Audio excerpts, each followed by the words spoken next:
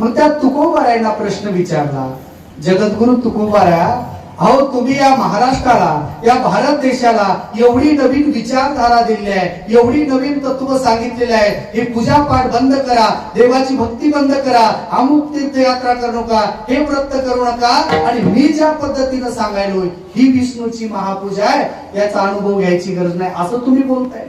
मग तुम्ही सांगणार कोण आहेत?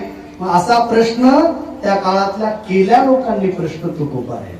त्याच्यामध्ये मोठमोठाले विद्वान आहेत, मोठमोठाले पंडित आहेत, मोठमोठाले ब्राह्मण लोकांनी तुकोबारायला अडवलं. ज्या गाथ्यामध्ये तुकोबाराय हे सांगू लागले, हा गाथा इंद्रायणीमध्ये पाण्यामध्ये टाकला, तुकोबारायची वाणी बंद केली, आणि मग तुकोबारायांना 13 दिवसानं साक्षात महालक्ष्मीने भगवंतानं गाथा आणून दिला.